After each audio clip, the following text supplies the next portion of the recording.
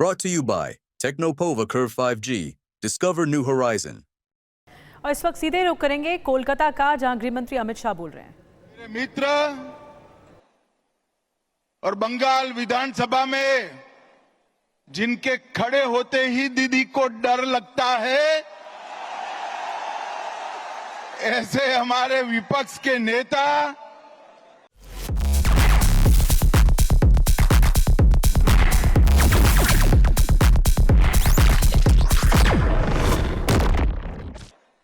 शुभेंदु अधिकारी जी, हमारे राष्ट्रीय महासचिव श्री सुनील बंसल जी, हमारे प्रभारी मंगल पांडे जी, सह प्रभारी अमित मालविया जी, बैठे हुए सारे मंत्रीगण, विधायकगण, सांसदगण और बंगाल के कोने कोने से आए हुए मेरे प्यारे कार्यकर्ता भाइयों बहनों, आप सभी को मेरा नमस्कार, प्रणाम।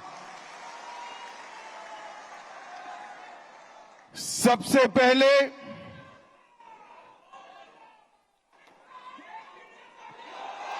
अरे अब सुनो भाई, सुनो, जिंदाबाद जरूर करना है। 26 में हमारे मुख्यमंत्री की शपथ के बाद करना है। भाइयों बहनों,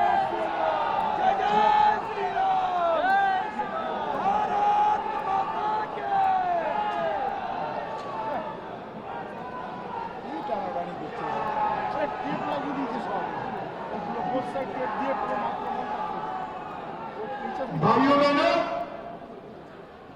सबसे पहले मैं श्री कालीघाट मंदिर, श्री श्री 108 करुणामयी काली माता मंदिर और दक्षिणेश्वर काली मंदिर को प्रणाम कर मेरी बात की शुरुआत करना चाहता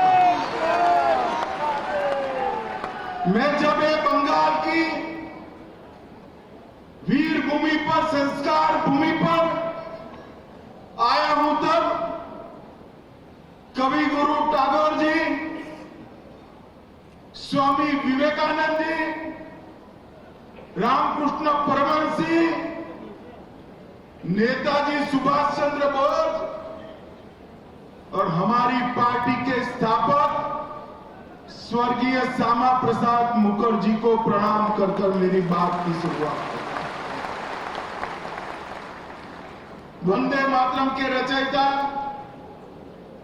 महान बंकिम चंद्र चट्टोपाध्याय की ये पार्टी के स्थापक स्वर्गीय श्यामा प्रसाद मुखर्जी को प्रणाम कर मेरी बात की शुरुआत करता हूं।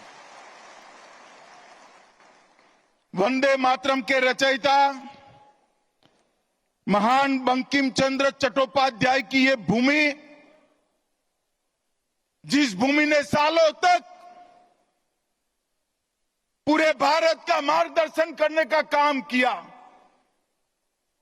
चाहे ज्ञान हो, विज्ञान हो, धर्म हो, स्वतंत्रता संग्राम हो, हर क्षेत्र में सालों तक बंगाल ने भारत का नेतृत्व करा।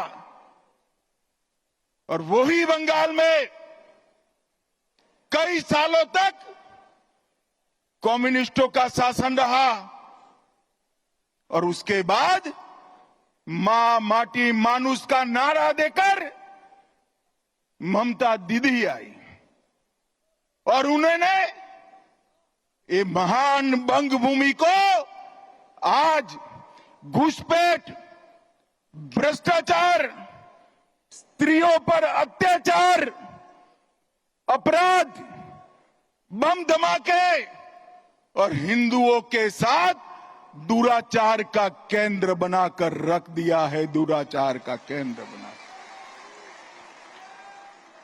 भाइयों बहनों, यही बंगाल में चुनावी हिंसा सेशन के बाद जब टीआर सेशन सीईसी बने उसके बाद पूरे देश में चुनावी हिंसा बंद हो गई, मगर ये बंगाल है जिसमें चुनाव के वक्त और दीदी को विजय मिलने के बाद सैकड़ों भारतीय जनता पार्टी के कार्यकर्ताओं को मौत के घाट उतार दिया जाता है। दीदी कब तक बचाओगी उनको? मेरी बात सुन लो, आपका समय अब समाप्त हो गया है। 26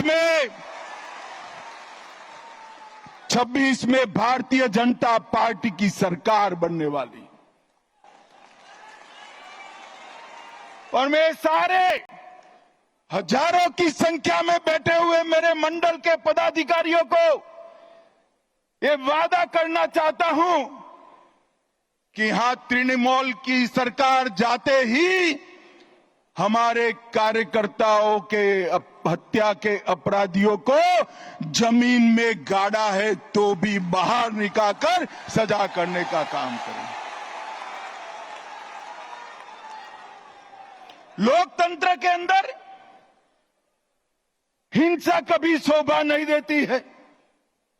दीदी हिम्मत हो तो हिंसा के बगैर, रैगिंग के बगैर चुनाव कराकर देखो, आपकी खुद की जमानत ये बंगाल की जनता जब्त कर लेगी। और भाइयों बहनों, वोट बैंक की तुष्टीकरण ने वोट बैंक के लिए पतन की सीमा ये ममता बनर्जी ने पार कर दी।